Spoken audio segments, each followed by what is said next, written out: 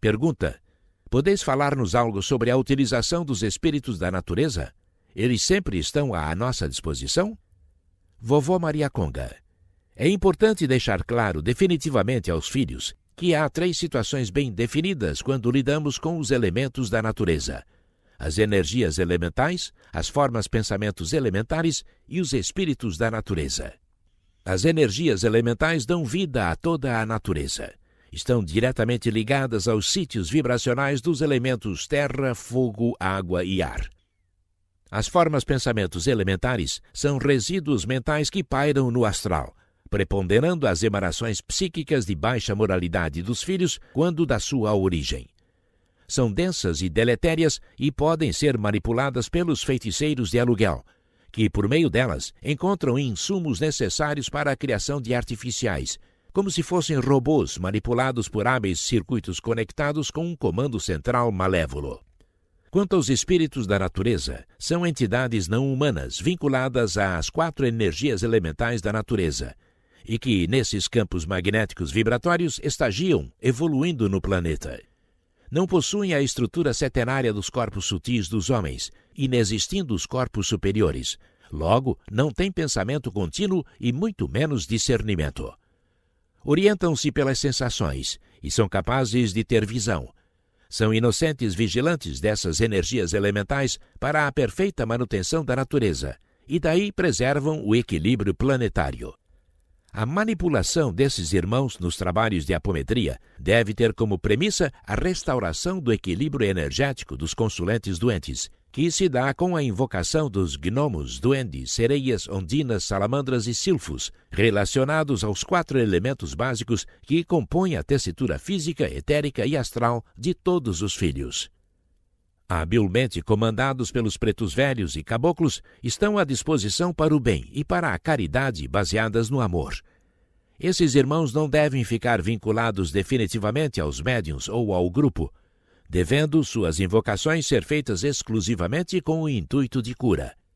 Depois devem os filhos os liberar para que retornem ao seu habitat, junto à natureza, seja nas cachoeiras, matas, rios ou mares.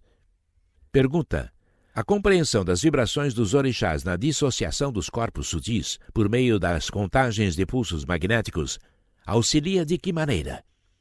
Ramatiz: desde que compreendais essas energias vibratórias que estão em vós e como se relacionam com os corpos que vos compõem, e a magia de cada orixá realiza para as curas, estareis contribuindo ativamente para um melhor andamento dos trabalhos. O vosso maior entendimento facilita as movimentações vibratórias e magnéticas requeridas quando das lides apométricas. Como falamos em outra oportunidade, os orixás são em número de 7 vibrações, com frequências próprias. Oxalá, Iemanjá, Iori, Xangô, Ogum, Oxóssi e Iorimá. Mantém correspondências como se fossem espécies de vetores aos 7 corpos que estão em vós, que são os corpos átmico, búdico, mental superior, mental inferior, astral, etérico e físico. Pergunta: os fundamentos magísticos dos pontos riscados são associados à criação de campos de força na apometria? Vovó Maria Conga: podemos afirmar que são os mesmos fundamentos. Os traçados geométricos dos pontos riscados criam egrégora mental coletiva que é aproveitada pelos espíritos guias e protetores. Essas formas pensamentos, oriundas das emanações mentais da corrente mediúnica que visualiza esses desenhos gráficos, podem ter várias finalidades. Determinar as falanges que atuarão, o tipo de trabalho, o guia e os protetores, criar campos de força de detenção em atividades de resgate, firmar a vibração do orixá que regerá o corpo mediúnico num determinado momento.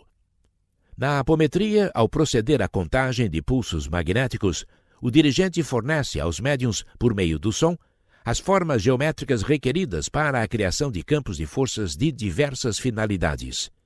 Se ativam os mesmos princípios cósmicos que regem os fundamentos magísticos acionados pela Umbanda com os traços riscados. Pergunta: a revitalização dos médiuns pela incorporação de entidades denominadas Exus não é algo contraditório se considerarmos que esses espíritos atuam em sítios vibracionais densos e deletérios do astral inferior? Ramatiz: A revitalização dos médiuns é necessária quando há enorme desprendimento fluídico nos atendimentos socorristas de grande monta, ou nos casos em que se fez indispensável a incursão em localidades do umbral inferior. Muitas vezes os médiuns se sentem como se fossem laranjas chupadas sem sumo, pois são verdadeiras usinas fornecedoras de ectoplasma, que é o elemento vital para os desmanchos, varreduras energéticas e recomposições de corpos astrais, danificados e distorcidos por poderosos processos de hipnose coletiva dessas coletividades escravizadas. Nesses trabalhos, potencializamos a substância ectoplásmica, deslocando-a aos lugares onde está a origem dos instrumentos de magia negra dessas bases do mal, desmanchando os objetos vibratoriamente magnetizados e que captam a frequência vibratória dos alvos visados, geralmente irmãos encarnados, como se dessem a leitura das coordenadas para a realização do feitiço correspondente.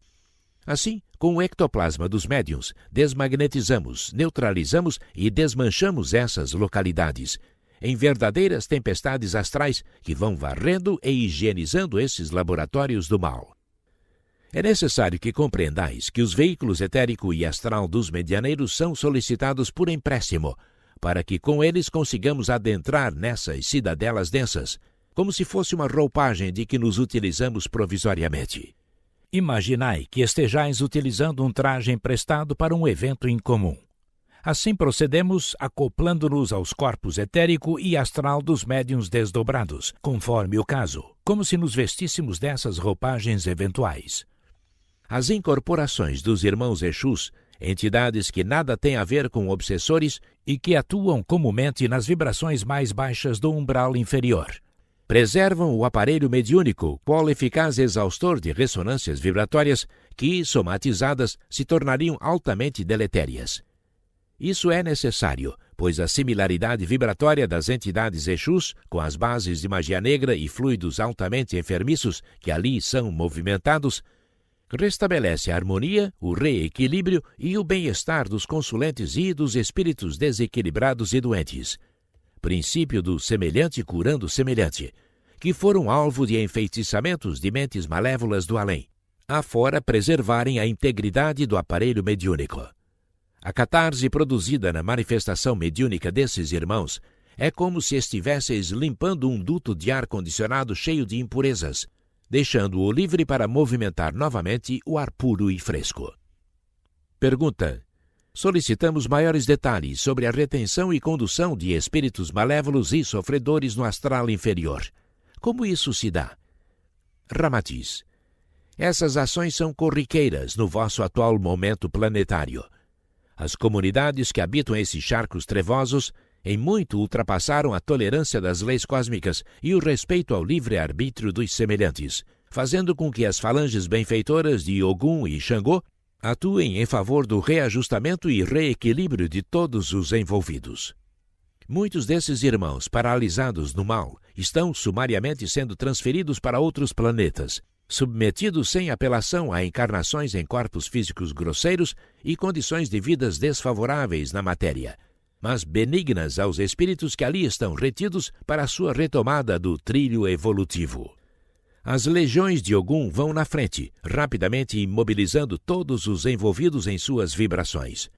Ao mesmo tempo, os falangeiros de Xangô conduzem todos para os locais de detenção provisória existentes no astral inferior, que estão em outra frequência vibratória e não podem ser vistos. A partir de então se dá o enquadramento de cada um, conforme as leis de justiça que imperam no universo, que é todo amor. Nesses casos, se avalia em primeiro plano o coletivo, para depois se analisar as individualidades. Ou seja, se uma cidadela comandada por um mago negro é literalmente desfeita, é óbvio que houve uma decisão maior que autorizou essa ação, que é justa e está acima dos conceitos de bem e de mal dos homens. Em seguida, os encaminhamentos de cada cidadão se darão dentro dos seus karmas, merecimentos e possíveis intercessões de espíritos familiares com esse direito. Nada é feito sem que haja justiça. É chegado o tempo de se fazer luz da egrégora terrestre, e sabedores que somos de que não há pressa no cosmo, deveis entender que a partir de um determinado tempo se impõe que os esquecidos da caminhada evolutiva, que a todos catapulta para a ascensão espiritual, sejam movimentados em prol de um amor maior que a todos envolve e que estabelece a harmonia universal.